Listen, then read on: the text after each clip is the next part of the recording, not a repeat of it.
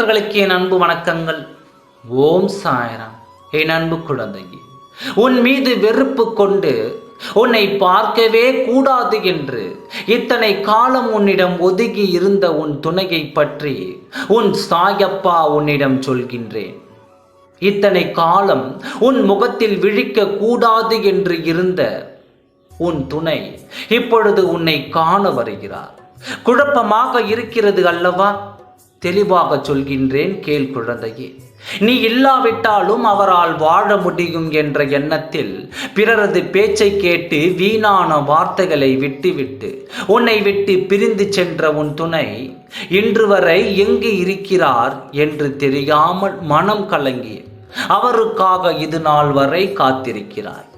எங்கு இருந்தாலும் உன்னை எங்கு பார்த்தாலும் உன்னிடம் ஓட்டாமல் உன்னை விட்டு விலகி விலகி சென்றார் உன் துணை. இன்று உன்னை தேடி வரப்போகிறார். யார் எதை சொன்னாலும் கேட்டுவிட்டு அதை அப்படியே உன்னிடம் பேசி உன் மனதை புண்படுத்தி உன் கண்ணீருக்கு ஆளான உன் துணை இன்று உன்னை காண வருகிறார். நீ எதற்கும் குழப்பம் அடையாது. அப்பா முழுமையாக சொல்கின்றேன், கேள். நீ எதை நினைத்தும் வருத்தப்படாதே. இத்தனை காலங்கள் பொறுமையாக காத்து இதையெல்லாம் நீ கடந்து வந்து விட்டாய். உனக்கான அனைத்து கஷ்டங்களையும் நீ கடந்து வந்து விட்டாய். அனுபவிக்க கூடாத வழிகளை கூட நீ உன் வாழ்க்கையில் அனுபவித்து விட்டாய் என்பதையும் நான் அறிவேன். இனி நீ கஷ்டப்படவோ வேதனைப்படவோ எதுவுமே இல்லை. அளவிற்கு அனைத்தையும் நீ பட்டு தீர்த்து விட்டாய். இனி உனக்கு எந்த நிகழ்வும் நடக்காமல் இருக்க நான் பார்த்து கொள்கிறேன். இன்று உன்னை தேடி வரும் உன் துணை உன்னிடம் ஒன்றை கேட்கப் போகிறார். அவர் கேட்பதை நீ கொடுப்பது தான் உன் வாழ்க்கைக்கு நல்லது. இன்று வந்து அவர் என்ன கேட்கப் போகிறார் என்பதை நினைத்து வேதனைப்பட்டு கொள்ளாதே. எது நடந்தாலும் நன்மையாகத்தான் நடக்கும் என்பதை உன் மனதில் வைத்துக்கொண்டு தைரியமாக நீ இருந்தாலே உனக்கு தீங்கு வருவதாக இருந்தாலும் அது உன்னை பார்த்து ஓடி போய்விடும்.